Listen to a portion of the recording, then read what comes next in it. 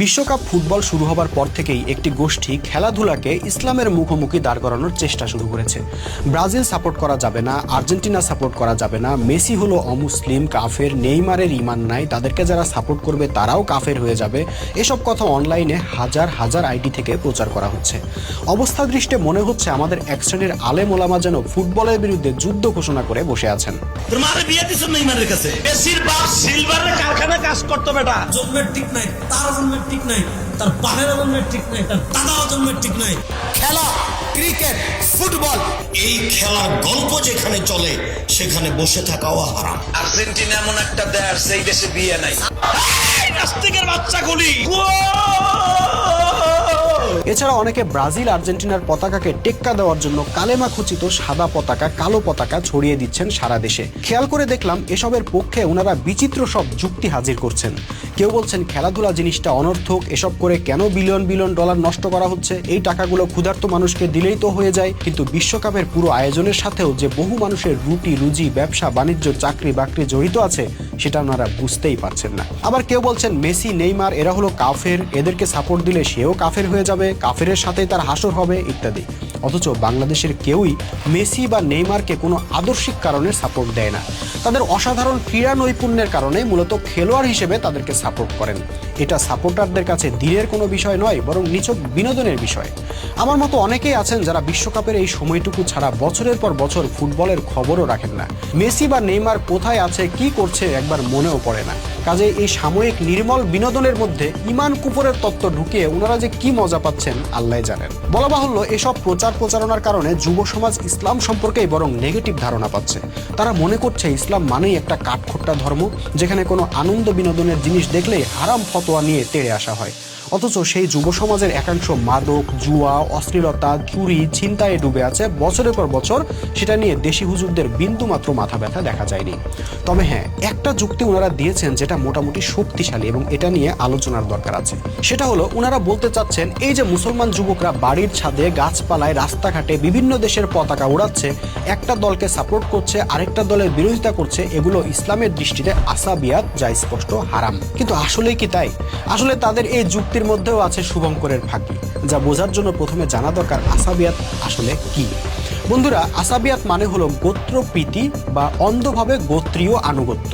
যেমন ধরেন, আপনি একটা গোত্রের লোক, ওই গোত্রের অন্যায় দেখেও আপনি চুপ করে থাকলেন বা সমর্থন দিলেন, কারণ ওটা আপনার নিজের গোত্র। অন্যদিকে আরেকটা গোত্রের ন্যায়সঙ্গত কাজেরও বিরোধিতা করলেন, কারণ ওটা ভিন্ন গোত্র। এটাই আসাবিয়াত। জাহিলি যুগের আরবরা ন্যায় অন্যায় বাস বিচার না করে নিজ নিজ গোত্রের অন্ধ আনুগত্য করত, গোত্রের জন্যই লড়াই করত, গোত্রের জন্যই জীবন দিত। কিন্তু ইসলাম এসে বলল না, এখন থেকে আর গোত্রপ্রীতি বা গোত্রীয় অন্ধ আনুগত্য চলবে না। এখন থেকে আনুগত্য হবে ন্যায় ও সত্যের। ন্যায় যদি নিজের গোত্রের বিরুদ্ধে যায় তাহলে নিজ গোত্রের বিরুদ্ধেও দাঁড়াতে হবে। কিন্তু তারপরও কিছু মানুষ ছিল যারা নিজেদের গোত্রের টান ছাড়তে পারত না। তারা ন্যায়ের জন্য নয়, বরং নিজের গোত্রের স্বার্থে যুদ্ধ করত। তাদের ব্যাপারে রাসূল সাল্লাল্লাহু আলাইহি ওয়াসাল্লাম বলেছিলেন, যে ব্যক্তি গোত্রের দিকে ডাকে, গোত্রের জন্য যুদ্ধ করে ও গোত্রের জন্য জীবন দেয়, সে আমাদের দলভুক্ত নয়। মজার বিষয় হলো, এই আসাবিয়াতের কথাই আমাদের এক শ্রেণীর আলেম স্মরণ করিয়ে দিচ্ছেন। তাদের মতে বাংলাদেশের মানুষ যেহেতু ব্রাজিল, আর্জেন্টিনা ইত্যাদি দল সাপোর্ট করছে এবং নিজের দলের পক্ষে কথা বলছে, বিপক্ষ দলের সমালোচনা করছে, কাজে এটাই রাসূল সাল্লাল্লাহু আলাইহি ওয়াসাল্লাম বর্ণিত আসাবিয়াত। ঠিক আছে, কিছু সময়ের জন্য না হয় মানলাম সেই কথা। তো ভাই, আপনারা কি শুধু এই ফুটবল বিশ্বকাপে দল সাপোর্ট করার মধ্যেই আসাবিয়াত দেখতে পেলেন? এর বাইরে পুরো বিশ্ব ব্যবস্থাটাই যে আসাবিয়াতের উপর দাঁড়িয়ে আছে, কই সেটা নিয়ে তো কখনোই কিছু বললেন না। এই যে পৃথিবীতে প্রায় 200টা জাতিরাষ্ট্র তৈরি হয়েছে, এক রাষ্ট্র আরেক রাষ্ট্রের বিরুদ্ধে শত্রুতা করছে, এটাই তো আসাবিয়াত। আমাদের মুসলমানরাও তো প্রায় 57টা দেশে ভাগ হয়ে যার যার দেশের জন্য লড়াই করছে, যার যার দেশের জন্য জীবন দিচ্ছে, যার যার দেশকে সেরা মনে করছে, এটাও তো আসাবিয়াত। শুধু ওই ব্রাজিল আর্জেন্টিনা দল সাপোর্ট করলে আসাবিয়াত হয়ে যায়? অথচ সবাই জানে ওটা নিছক নির্মল বিনোদনের বিষয়। ওখানে 22 জন খেলোয়াড় মাঠের মধ্যে ন্যায় অন্যায়ের কোনো যুদ্ধে নামেন না, তারা খেলার প্রতিযোগিতা করেন এবং যারা যোগ্যতা এগিয়ে থাকেন তারা বিজয়ী হন। এটার মধ্যে আপনারা কত আসাবিয়াত খুঁজে পাচ্ছেন? অথচ পুরো মুসলিম উম্মাহ আল্লাহর দেওয়া এক উম্মাহ পরিচয় ভুলে দেশ নামক বিভিন্ন গোত্রে বিভক্ত হয়ে এক গোত্র আরেক গোত্রের বিরুদ্ধে যুদ্ধ করছে, জীবন দিচ্ছে, স্বার্থের কামড়াকামড়ি করছে, সেটা নিয়ে কোনোই মাথা ব্যথা নাই। আসলে আসাবিয়াত মূল বিষয় বিষয় নয়। মূল বিষয় হলো আপনারা এই মুসলিম যুব সমাজের আনন্দ উল্লাসকে সহ্য করতে পারছেন না। ওরা আপনাদের ওয়াজ মাহফিলে যাচ্ছে না, আপনাদের সভা সমাবেশে গিয়ে দল ভারী করছে না, আপনারা এত বড় বড় শায়েক হয়েছেন কিন্তু আপনাদেরকে হিরো মনে করছে না, বরং মেসি আর নেইমারে মজে আছে। এই দৃশ্যটাই আপনারা সহ্য করতে পারছেন না, তাই তাদের বিরুদ্ধে ফতোয়াবাজি শুরু করেছেন।